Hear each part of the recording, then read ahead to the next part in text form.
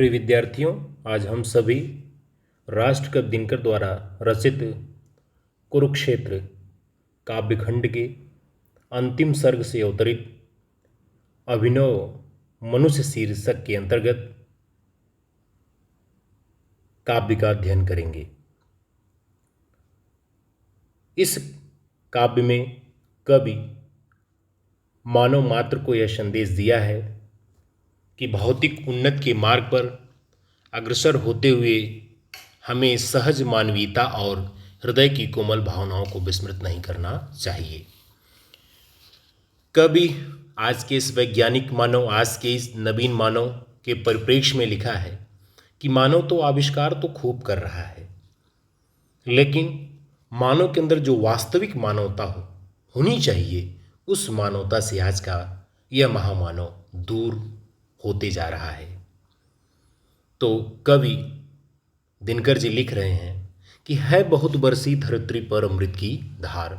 इस दुनिया में बहुत बड़े बड़े महापुरुष पैदा हुए, जिन्होंने अपनी अमृत रूपी धारा से लोगों को शिक्षित दीक्षित किया, लेकिन आज तक पर नहीं अब तक सुशीतल हो सका संसार। आज तक मानव का मन अभी तक शांत नहीं हो सका। भोग लिप्सा आज भी लहरा रही उद्दाम। आज का यह महामानव धन, वैभव, काम सुखों की भोग लिप्सा उसके मन मस्तिष्क में उद्दाम तीव्र भाव से उत्पन्न हो रही है। बह रही असहाय नर की भावना निष्काम। आज मानव के अंदर मानवता समाप्त हो गई है। मानव से घृणा, विद्वेष, ईर्ष्या से ग्रसित है। यह मानवता के लिए ठीक नहीं है। फिर आगे कवि लिखते हैं कि भीष्म हो अथवा युधिष्ठिर या कि हो भगवान, बुद्ध हो कि अशोक, गांधी हो कि यीशु महान। इस संसार में भीष्म, युधिष्ठिर, भगवान बुद्ध, अशोक, गांधी और ईसा मसीह पैदा हुए, जिन्होंने अपनी शिक्षा दीक्षा से संसार के लोगों को दीक्षित किया। लेकिन आज का यह वैज्ञानिक मानव सिर झुका सबको सभी को श्रेष्ठ निश्चय मान। ऐसे महापुरुषों के सम्मान में तो सिर तो झुकाता है, सम्मान तो देता है, लेकिन मात्रवाचक ही उन्हें देता हुआ सम्मान।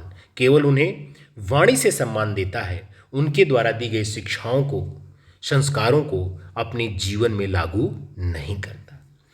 दग्ध कर पर को स्वयं भी भोगता दुखदाह। आज का यह वैज्ञानिक मानव, आज का यह अभिनव मनुष्य दूसरे को तो दुख देता है, दूसरे को दुख की अग्नि में जलाता है और स्वयं भी उसी दुख की अग्नि में जलता है।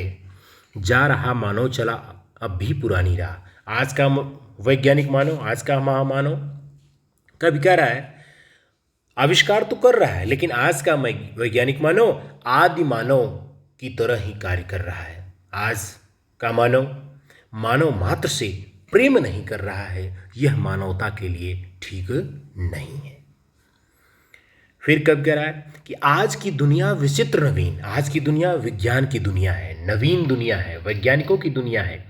प्रकृति पर सर्वत्र है विजयी पुरुष आसीन। आज का वैज्ञानिक महामानव प्रकृति के सभी भौतिक और अभौतिक तत्वों पर, प्रकृति के कण कण पर आज का यह महामानव विजय प्राप्त कर लिया है। हाय वधे नर के करों में वार विद्युत भाप। इस वैज्ञानिक मानव के हाथ में ही जल, विद्युत और भाप इस वैज्ञानिक मानव के इच्छा के अनुसार कार्य कर रहे हैं। हुक्म पर चढ़ता उतरता है पवन का ताप। वायु की गर्मी भी, वातावरण का तापमान भी इस वैज्ञानिक मानव के वैद्युत आविष्कारों के द्वारा कम और ज़्यादा होते हैं। तो आप इसको ध्यान दीजिएगा कि जैसे तापमान बहुत ज़्यादा हुआ, तो आज का वैज्ञानिक मानव वातानुकूलित यंत्रों के द्वारा उसे अपने परिप्रेक्ष्य में कम और ज़्यादा कर लेता है। तो लेखक कह रहा है कि आज के इस वैज्ञानिक मानव के लिए वायु की गर्मी भी और वातावरण की नमी भी कोई मायने नहीं रखती है। वो इच्छा के अनुसार कम और ज़्यादा कर सकता है नहीं बाकी कहीं व्यवधान। इस वैज्ञानिक मानव के लिए कहीं कोई रुकावट नहीं है। लांग सकता नर सरित गिर सिंधु एक समान। बच्चे ध्यान देंगे कि लांग सकता नर सरित गिर सिंधु एक समान। सरित नदी, गिर पहाड़, सिंधु समुद्र। तो वैज्ञानिक मानव कहने का बस कि वैज्ञानिक मानव के लिए नदी की दूरियां, पहाड़ की ऊंचाइयां और समुद्र की गहराइयां कोई मायने नहीं रखती। विश्व की सबसे ऊंची चोटी एवरेस्ट, आज का यह महामानव एवरेस्ट पर भी फतेह हासिल कर लिया है। विश्व की सबसे लंबी नदी नील नदी है। आज का यह वैज्ञानिक मानव अपने व्यापार का आदान प्रदान भी नील नदी के माध्यम से कर रहा है। विश्व की सबसे गहरा समुद्र प्रशांत महासागर है, मेरियाना ट्रेंच है, मेरियाना गर्त जिसे कहते हैं, उसकी भी गहराइयों को आज का यह महामानव जान चुका है। तो कहने का भाव यह है कि इस महामानव के लिए कोई मतलब नहीं है। पहाड़ की नदी की दूरियां, पहाड़ की ऊंचाइयां, समुद्र की गहराइयां इस वैज्ञानिक मानव के लिए कोई मतलब नहीं है। शीश पर आदेश कर अवधार्य प्रकृति के सब तत्व करते मनुष्य के कार्य। प्रकृति में विद्यमान सभी भौतिक और अभौतिक तत्व कण कण इस वैज्ञानिक मानव की इच्छा के अनुसार कार्य कर रहे हैं। जैसा चाहता है आज का यह महामानव प्रकृति में विद्यमान सभी तत्वों को अपनी इच्छा के अनुसार कार्य करवा रहा है। मानते हैं हुक्म मानव का महावरुणेश, वरुणेश समुद्र को कहते हैं। समुद्र भी आज इस वैज्ञानिक मानव की इच्छा के अनुसार कार्य कर रहा है। समुद्र के द्वारा ही एक देश का दूसरे देश के साथ व्यापार हो रहा है। और करता शब्द गुण अंबर वहन संदेश। मानव की सूचनाओं का आदान प्रदान किसके माध्यम से हो रहा है? आकाश के माध्यम से। आज का यह वैज्ञानिक मानव आकाश में, आयन मंडल में अपने उपग्रह को भेज करके अपनी सूचनाओं का एक देश से दूसरे देश, एक स्थान से दूसरे स्थान आदान प्रदान आकाश के माध्यम से कर रहा है। तो जो भी इस ब्रह्मांड में जो भी तत्व विद्यमान है, इस वैज्ञानिक मानव की इच्छा के अनुसार सभी तत्व कार्य कर रहे हैं। फिर आगे कवि वर्णन कर रहे हैं कि नव्य नर की मुष्टिमय विकराल। यह वैज्ञानिक मानव की हथेली इतनी लंबी चौड़ी, इतनी विशाल काय है कि है सिमटते जा रहे प्रत्येक क्षण देख काल। दसों दिशाएं और समय को भी आज का यह वैज्ञानिक मानव नाप लिया, अपने बस में कर लिया है। विश्व के किसी भी कोने में क्षण मात्र में, कुछ घंटे में आज का यह महामानव आसानी से पहुंच सकता है। फिर कवि आगे वर्णन करते हुए कहते हैं कि यह मनुज जिसका गगन में जा रहा है यान, कांपते जिसको करो को देख कर परमाणु। यह मानव ही है, यह मानव ही है कि जो अंतरिक्ष में अपने वायुयान को उड़ा रहा है, अंतरिक्ष में अपने वायुयान को उड़ा रहा है। कांपते जिसके करों को देखकर परमाणु, मानो ऐसे ऐसे बम का निर्माण कर लिया है कि जिसका अगर एक बार यदि विस्फोट हो जाए तो इस पृथ्वी से जीवन की समाप्ति हो सकती है। तो आज का यह वैज्ञानिक मानव की हथेली को देख करके परमाणु बम भी कांप रहे हैं कि कहीं ऐसा न हो कि मानव की वैज्ञानिक हथेली विस्फोट कर दे और इस सृष्टि में प्रलय आ जाए। खोलकर अपना हृदय गिरी सिंधु भू आकाश, है सुना जिसको चुके निज गुह्यतम इतिहास। कहने का भाव यह है कि गिर, पहाड़, सिंध, समुद्र, भू, पृथ्वी, आकाश। तो आज का यह वैज्ञानिक मानव पहाड़, समुद्र, पृथ्वी आकाश, कि जो भी गुह्यतम रहस्यमयी बातें हैं, कि इनकी उत्पत्ति, इनका विकास और इनका विनाश कब, कैसे और किस प्रकार होगा, आज का यह महामानव सब कुछ जान रहा है।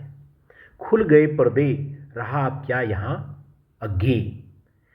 सब कुछ आज का यह महामानव जान चुका है, कुछ जानने के लिए इसे बचा हुआ नहीं है। लेकिन लेखक कह रहा है कि केवल मानव इसलिए नहीं है कि वो केवल आविष्कार करता रहे, नई नई जानकारियां हासिल करता रहे। मानव की बुद्धि का विकास तभी हो सकता है कि जब मानव की बुद्धि कुछ क्षण के लिए सोचे। तो इस पर अपना विचार व्यक्त करते हुए दिनकर जी लिख रहे हैं कि किंतु नर को चाहिए नित विघ्न कुछ दुर्जे, लेकिन इस महामानव के लिए कुछ कठिन दुर्जे, जिसे जीतना कठिन हो, कुछ कठिन क्षेत्र चाहिए जहां पर सोचने की को और करने को नया संघर्ष, जहां पर उसकी बुद्धि कुछ क्षण सोचे और नए प्रकार से संघर्ष करके उस क्षेत्र को विजित करे। नव्य जय का क्षेत्र पाने को नया उत्कर्ष, जहां पर कठिनाइयों के साथ आज का यह महामानव विजय प्राप्त कर सके। वह चिंतन एवं कर्म की दृष्टि से प्रत्येक बार नए ढंग से संघर्ष करने के लिए प्रयासरत हो और नया विजय क्षेत्र प्राप्त करे। तो आज का यह व्याख्या अब समाप्त हुई। इस अभिनव मनुष्य के माध्यम से नई पीढ़ी को, वैज्ञानिक मानव को, आज के इस महामानव को, जो नए नए आविष्कार तो कर रहा है, लेकिन मानव के अंदर जो वास्तविक मानवता होती है, मानवीय गुण होते हैं, प्रेम, सहयोग, बंधुत्व, भाईचारा, ये सब आज के इस वैज्ञानिक मानव से दूर होते जा रहे हैं, जो आने वाली पीढ़ी के लिए, आने वाले समाज के लिए अच्छा नहीं है।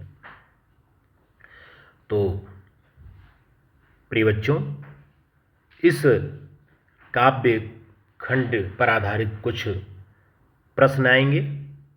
इसकी व्याख्या के आधार पर उन प्रश्नों का उत्तर आप दे सकते हैं। इस काव्य खंड की भाषा साहित्यिक खड़ी बोली है। अलंकार में अनुप्रास और मानवीकरण का प्रयोग किया गया है। शब्दाशक्ति लक्षणा है, गुण ओज है और कहीं कहीं प्रसाद गुण का भी प्रयोग हुआ है। तो आज का यह व्याख्या अब समाप्त हुई। धन्यवाद।